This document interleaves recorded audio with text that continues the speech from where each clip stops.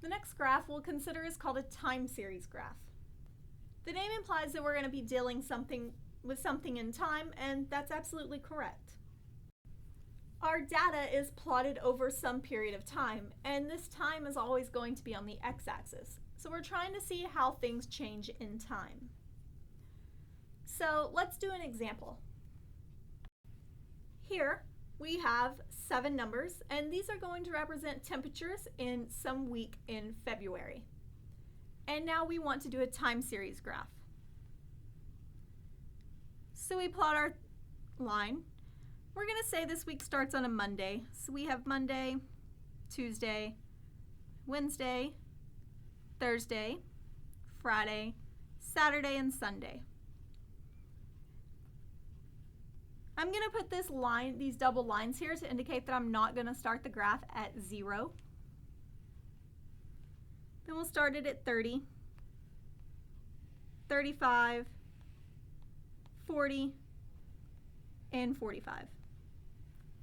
We now just need to plot the temperatures. Monday would be 43, Tuesday is 40, Wednesday is 33, Thursday is also 33, Friday is 44, Saturday is 39, and Sunday is also 39. In a time series graph, we also connect the dots.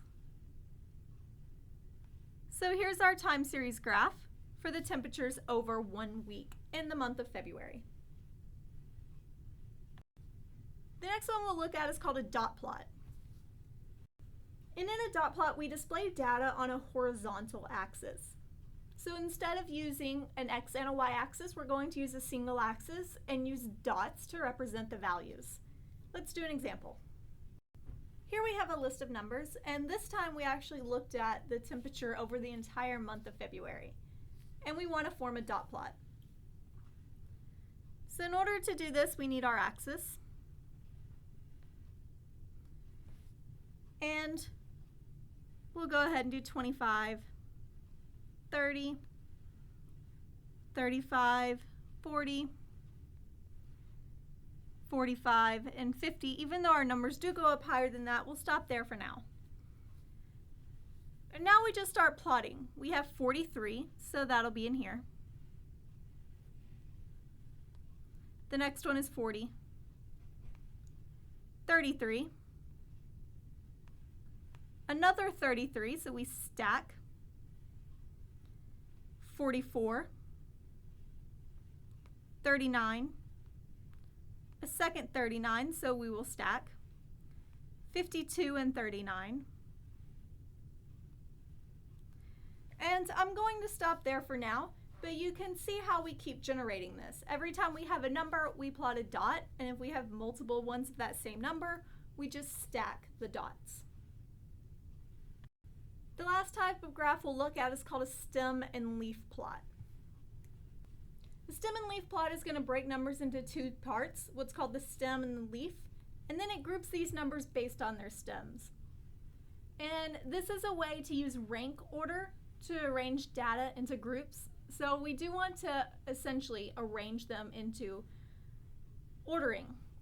So usually the last digit of the number is the leaf and everything before that is the stem. Let's do an example. Here's our temperature again over the month of February. So we need our stem and our leaf. The stem is going to be the first digit. We have some 20s, some 30s, some 40s, some 50s, 60s, and 70s. The leaf is then the second digit. We'll start with the 20s. We'll use a different color to denote what we're doing. You'll notice there's only one 20, 25. So over here, I'll write a 5. For the next one, we have 30. And for the 30s, let's see, we do want these to be in order, so we'll notice we do have a 30. So we'll put a 0. The next thing we should look for, we'll notice we don't have a 31.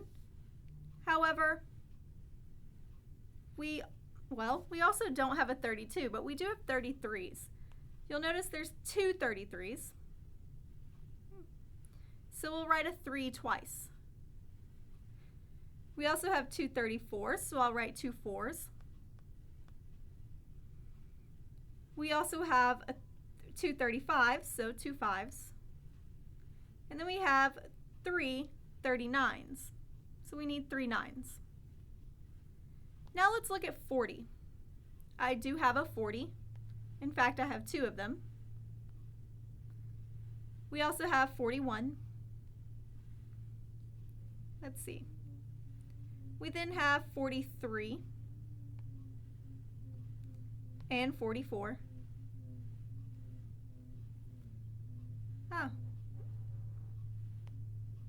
We actually had three 40s, so we'll stick another 0 in there.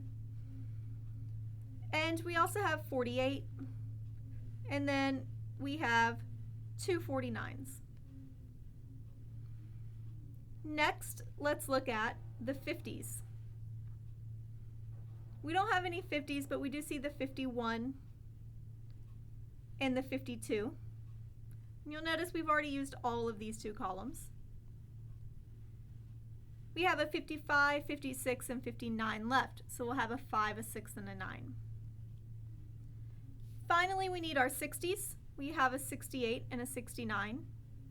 And then we have 73. So we have our stem and leaf plot.